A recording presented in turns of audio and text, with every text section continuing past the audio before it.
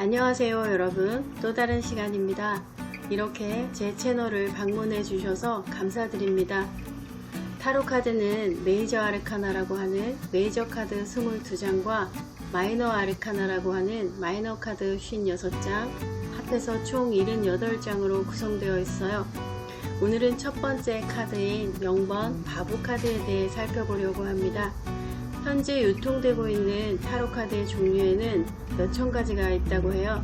그 중에서 가장 보편적이고 널리 사용되고 있는 유니버셜 웨이트 타로 덱을 기준으로 해서 클래식 덱인 비스콘티 스포르자 덱과 마르쉐유 덱, 유니버셜 웨이트 덱의 전신인 라이더 웨이트 덱, 유니버셜 웨이트 덱, 그리스 신화 타로 덱 등을 함께 살펴보도록 하겠습니다. 이 카드가 바로 유니버셜 웨이트 타로 덱의 0번 바보 카드입니다. 우선 시간이 지남에 따라 카드가 어떻게 변화했는지 살펴보도록 하겠습니다. 이 카드는 비스콘티 스포르자 타로 덱입니다. 카드가 굉장히 크죠? 왜냐하면 이 카드는 1451년에 제작되어 화가가 일일이 수작업으로 한 장 한 장 그렸기 때문이에요. 비스콘티 스포르자 카드의 0번 바보 카드를 보면 주인공이 바지를 입지 않고 있어요. 원피스처럼 긴 옷을 입었지만 바지는 입지 않았어요. 신발도 신지 않은 맨발이고 머리에는 여러 개의 깃털을 꽂고 있어요. 우리나라에서는 머리에 꽃을 꽂으면 광녀라고 하죠. 외국의 광남 버전이라고 할까요? 또는 거리를 떠돌고 있는 거지나 노숙자의 느낌도 느낄 수 있어요. 오른손에는 긴 막대기를 어깨에 걸치고 있는데 웨이트 덱에서 나오는 강아지는 없어요. 비스콘티 덱의 0번 바보는 그야말로 그냥 바보의 느낌이 듭니다. 모든 논리적인 것이나 권리가 이 바보에게는 없어요. 대부분의 사람들은 거지가 되기를 원하지 않잖아요. 바보는 기존 사회 질서와는 완전히 반대되는 것을 의미하고 있는 것 같아요. 비스콘티 덱은 숫자나 카드 이름이 적혀져 있지는 않아요. 그 다음은 비스콘티 스포르자 덱이 프랑스로 전해지면서 발달된 인쇄술에 의해 널리 퍼지게 된 마르쉐유 덱이에요. 마르쉐유 덱에서는 우리에게 친숙한 강아지가 등장하게 됩니다. 걔는 충직함을 나타내죠. 충실하고 진실된 친구일 수도 있고 동료일 수도 있어요. 어깨 위에 둘러맨 막대기에는 보따리처럼 보이는 가방이 매달려 있어요. 이 가방으로 보아 카드의 주인공은 바보라기보다는 노숙자나 방랑자의 이미지에 더 가깝게 느껴집니다. 카드 속 인물은 어디론가 떠나고 있는 것 같아요. 마르쉐유 덱이 0번 바보 카드 주인공은 광대 옷을 입고 있습니다. 비스콘티 덱과는 다르게 바지도 입고 있어요. 하지만 강아지가 살짝 고양이 느낌이 나는 강아지죠. 광대를 말리다가 엉덩이 부분의 바지를 찢어버린 것 같습니다. 마르쉐유 덱은 프랑스에서 만들어진 덱이라서 카드 이름이 르메트입니다. 0이라는 숫자는 적혀져 있지 않고 숫자를 적어 넣는 칸은 만들어져 있어요. 1번 마법사 카드부터는 카드의 번호가 로마자로 표기되어 있습니다. 제가 생각하기에는 0이라는 숫자는 아무것도 아닐 수도 있고 또 무엇이든 될 수도 있는 것을 나타내기 위해 번호를 써놓지 않고 공간을 비워둔 것은 아닐까 싶습니다. 다음으로 이 카드는 아서 에드워드 웨이트와 파밀라 콜먼 스미스에 의해 1909년에 만들어진 라이더 웨이트 카드입니다. 현재 가장 많이 사용되고 있는 유니버셜 웨이트 타로 카드는 헨슨 로버트에 의해 색연필로 화사하게 다시 채색되어 출간되었다고 해요. 라이더 웨이트 덱을 보면 우리에게 친숙한 이미지로 표현되어 있어요. 마르쉐유 덱에는 없던 하얀 태양이 바보의 뒤를 비추고 있어요. 그리고 바보는 절벽 위에 서 있습니다. 절벽은 떨어지면 다치거나 죽을 수도 있는 위험을 나타내죠.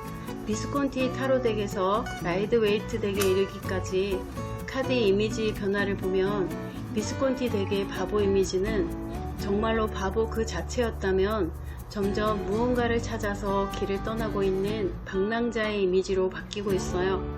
라이더 웨이트 타로 덱에서는 바보의 뒤에 떠있는 하얀 태양이 바보의 길을 축복해 주는 것처럼 보이기까지 합니다. 웨이트 타로 카드의 바보 이미지를 보면 새로운 곳에 이끌려 길을 떠나고는 있지만 이 사람은 모험을 떠날 준비가 충분히 되지는 않은 상태예요. 모험이나 여행을 하기에는 지나치게 화려한 복장과 너무 작은 가방을 메고 있어요. 그리스 신화 타로 카드에서 바보 카드의 주인공은 디오니소스라고 하는 술의 신입니다. 로마 신화에서는 바쿠스라고 불립니다. 아마도 술에 취한 것 같은 중독 상태일 수도 있고요. 무언가에 홀릭되어 발밑에 있는 절벽은 아예 인식하지도 못하는 상태예요. 하지만 신화 카드에서도 제우스의 독수리가 그를 지켜보고 있습니다. 뉴비전 카드에서 보면 바보는 저 멀리 화산이 폭발하는 장면에 홀릭되어 황홀하게 바라보고 있어요. 이처럼 그 어떤 것에 홀릭되어 바로 앞에 있는 위험을 보지 못하죠. 하지만 이 카드에는 충성스러운 하얀 개가 표현되어 있어요. 바보가 올바른 길을 갈 수 있도록 항상 곁에서 도움을 주는 누군가 있겠죠. 0번 바보 카드는 사원소 중 공기 사인에 해당됩니다. 굉장히 가볍고 자유롭죠. 행성은 천왕성이고 별자리는 물병자리에 대응됩니다. 천왕성은 갑작스럽고 예상하지 못한 변화와 개혁, 혁신 또는 깨달음과 각성에 대한 잠재력을 나타냅니다. 0번 바보 카드는 새로운 삶의 순환 주기를 막 시작하려고 하고 있어요. 0이라는 숫자는 아무것도 아니지만 그 어떤 것도 될 수 있는 무한한 잠재력을 가지고 있습니다. 카드의 배경이 온통 노란색으로 가득합니다. 노란색은 매우 긍정적인 색으로 행복과 자신감, 지성을 나타내는 색이에요.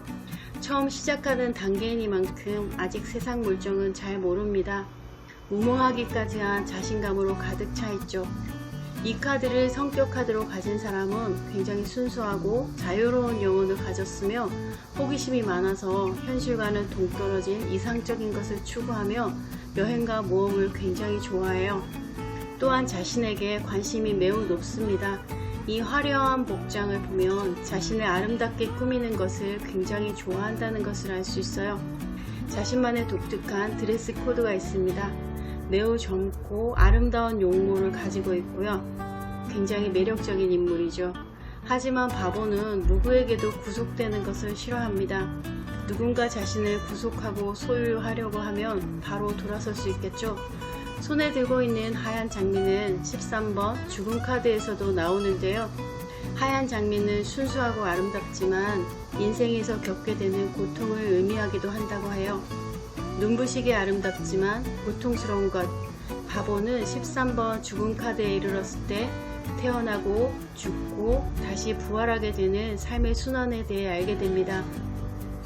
0번 바보 카드는 긍정적인 카드와 함께 매치되었을 때는 어떤 영감을 받아 새롭게 출발하는 좋은 느낌으로 리딩될 수 있지만 주변의 카드가 긍정적이지 않을 때는 바보의 어리석음이나 부주의함이 더 크게 부각되어 읽힙니다. 갑작스러운 충동으로 인한 모험의 시작은 결과를 예측하기가 어려워요. 흔히 뭐 아니면 도라고 하죠.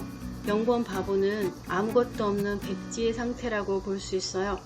종이에 무엇이 기록될지는 아무도 모릅니다. 이 카드는 삶의 새로운 전환기나 새로운 것에 호기심이 생겨서 홀릭될 때, 어디론가 자유롭게 훌쩍 떠나고 싶을 때 만나게 되는 카드입니다. 저의 경우에는 아무 생각 없이 본능에 충실하며 즐겁게 놀 때 이 카드가 일진에 잘 나오더라고요. 유니버셜 웨이트 덱으로 리딩하게 되더라도 비스콘티 타로 덱이나 마르시올 덱에서의 느낌은 어느 정도 들어있다고 생각합니다. 그래서 유니버셜 웨이트 덱만 공부하기보다는 앞서 제작되었던 카드들을 살펴본다면 리딩에 훨씬 더 깊이를 줄 것이라 생각합니다. 지금까지 0번 바보 카드를 간단하게 살펴보았는데요. 다음에는 1번 마법사 카드에 대해 살펴보도록 하겠습니다. 오늘도 제 채널을 찾아와 주시고 시청해 주셔서 감사드립니다. 다음 영상에서도 또 만나요.